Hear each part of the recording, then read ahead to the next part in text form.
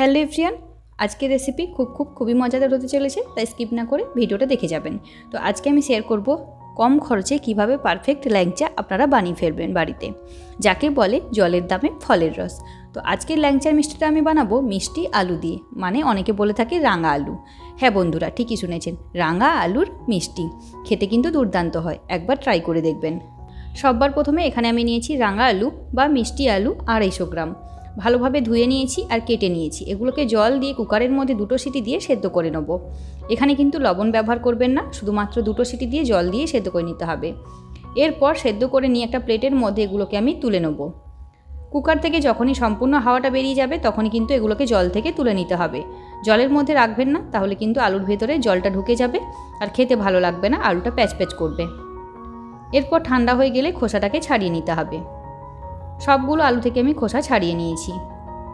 এবার চলুন এইগুলোকে আমি মেখে নেব। এই রাঙা আলুর মিষ্টিটা খেতে কিন্তু দুর্দান্ত হয়, আপনারা অবশ্যই একবার ট্রাই করবেন। রাঙা আলুর পান্তুয়া তো অনেকেই খেয়েছেন হয়তো, আর যারা খাননি এখনও, আমার চ্যানেলে কিন্তু তার ভিডিওটা দেওয়া আছে কিভাবে বানাবেন রেসিপিটা। তো ফুল রেসিপি দেখার জন্য আপনাদেরকে অনুরোধ করছি। আর এই ল্যাংচাটাও কিন্তু খেতে দুর্দান্ত হয়, আপনারা অবশ্যই বাড়িতে একবার ট্রাই করবেন। সামনেই আসছে দোল পূর্ণিমা, আর দোল মানে কিন্তু রঙের উৎসব, সাথে মিষ্টিমুখ। তো সবাইকে যদি বাড়িতে এভাবে কম খরচে মিষ্টি বানিয়ে মিষ্টিমুখ করান, সবাই কিন্তু আপনার ধন্য ধন্য করবে আর জানতে চাইবে কিভাবে বানিয়েছেন।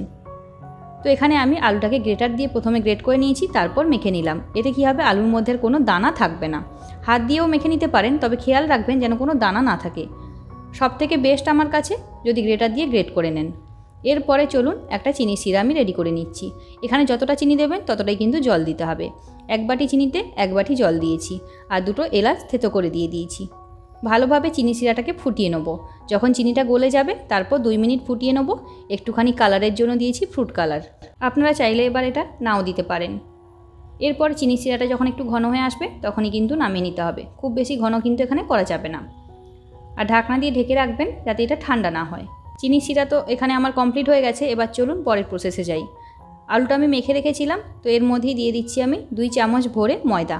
ময়দা যদি কম দেন তাহলে কিন্তু মিষ্টিটা ভাজার সময় ভেঙে যাবে, তাই ময়দাটা একটু বেশি পরিমাণে দেবেন। এরপর দিয়ে দিচ্ছি 10 টাকা দামের আমুল দুধের প্যাকেট। আপনারা চাইলে কিন্তু এখানে সুজিও ব্যবহার করতে পারেন। সুজি দিলে 2 টেবিল চামচ পরিমাণে সুজি দেবেন। সামান্য একটু বেকিং সোডা দিয়েছি। এবার একসাথে সবগুলো উপকরণ আমি ভালোভাবে মাখিয়ে নেব। ভালোভাবে এটাকে মেখে নেওয়ার পরে হাতের মধ্যে একটুখানি তেল মেখে নেবো, আর এটাকে অন্য একটা প্লেটের মধ্যে ট্রান্সফার করে নেব। ওই প্লেটটা একটুখানি বেশি চটচটে হয়ে গেছিলো, তাই একটা অন্য প্লেটের মধ্যে নিয়ে নিয়েছি, আর হাতের মধ্যে একটু তেল মেখে নিয়েছি। এবার এখান থেকে আমি লেচিগুলো কেটে লম্বা লম্বা আকারে গড়ে নেব। আমি এখানে ল্যাংচা বানাচ্ছি তাই লম্বা করে করছি। আপনারা যদি পান্তুয়া বানাতে চান গোলও করে নিতে পারেন, আবার যে কোনো শেপেই আপনারা বানিয়ে নিতে পারেন। একইভাবে সবগুলোকে আমি গড়ে নেব। দেখলেন তো মিষ্টি বানানো কতটা ইজি আর কতটা সিম্পল, যে কেউ চাইলেই বানাতে পারবে। আর 250 গ্রাম মিষ্টি আলু মাত্র দাম নিয়েছে আমার 10 টাকা। তো 10 টাকার মধ্যেই কিন্তু 8টা ল্যাংচা আমি বানিয়ে ফেলেছি। এবার এগুলোকে বেশ কিছুটা পরিমাণে তেল আমি গরম করে নিয়েছি, ভেজে নেবো। একটা প্রথমে দিয়ে দেখলাম ভেঙে যাচ্ছে কিনা। যদি এটা ভেঙে যেত তাহলে কিন্তু আর কিছুটা পরিমাণে ময়দা আমি অ্যাড করতাম, কিন্তু ভাঙেনি, মানে আমার একদম পারফেক্ট হয়েছে। এবার একটা একটা করে তেলের মধ্যে দিয়ে দিচ্ছি। আর এই তেলটা আমি সকালে লুচি ভেজেছিলাম, আমি আর কড়াইটা চেঞ্জ করিনি, ওটাতেই ভেজে নিচ্ছি। আপনারা চাইলে ফ্রেশ তেলেও ভেজে নিতে পারেন। মিষ্টিগুলোর এক সাইড হয়ে গেলে অপর সাইড আমি উল্টে দেবো। এরকম উল্টে পাল্টে সোনালি কালার করে ভেজে আমি তুলে নেবো। আর মিষ্টিগুলো ভাজার সময় একটু ধৈর্য সহকারে ভাজবেন, তাড়াহুড়ো করবেন না। সবার প্রথমে গ্যাসের আঁচটা লোতে রেখে এগুলোকে 2 মিনিট ভেজে নেবেন, তাহলে কিন্তু ভেতর পর্যন্ত মিষ্টিটা ভালোভাবে ভাজা হয়ে যাবে, না হলে কাঁচা থেকে যাবে। তারপর 2 মিনিট হাই ফ্লেমে রেখে এটা যখন সোনালি কালার হয়ে আসবে তখনই তুলে নিতে হবে। আর মিষ্টিগুলো দেওয়ার আগে কিন্তু তেলটাকে ভালোভাবে তাতিয়ে নেবেন, তারপর মিষ্টিগুলো দেবেন, না হলে কড়াইতে আটকে যাবে। মিষ্টিগুলো আমি ভেজে নিয়েছি ভালোভাবে। এবার চলুন এগুলোকে আমি একটা ছান্তা দিয়ে তুলে নেবো তেল থেকে।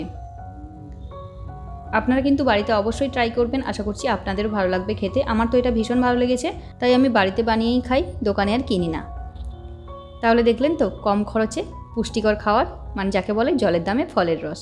তো সামনেই আসছে দোল পূর্ণিমা, অবশ্যই একবার ট্রাই করবেন আর সবাইকে খুশি করে দিন। তো চলুন টাটা বাই বাই। এবার এগুলোকে আমি রসের মধ্যে চুবিয়ে দিয়েছিলাম 2 ঘন্টার জন্য। তো ভালোভাবে মিষ্টিটা বেশ রসটাকে টেনে ফুলে গেছে। এবার এগুলোকে একটা বাটির মধ্যে পরিবেশন করে দিচ্ছি। আর মিষ্টিগুলো দেওয়ার সময় কিন্তু খেয়াল রাখতে হবে রসটা যেন ঠান্ডা না হয়। যদি দেখেন ঠান্ডা হয়ে গেছে তাহলে আর একটু গরম করে নেবেন। চলুন টাটা বাই বাই। আপনারা কিন্তু অবশ্যই একবার কমেন্ট করে জানাবেন যদি বাড়িতে বানান।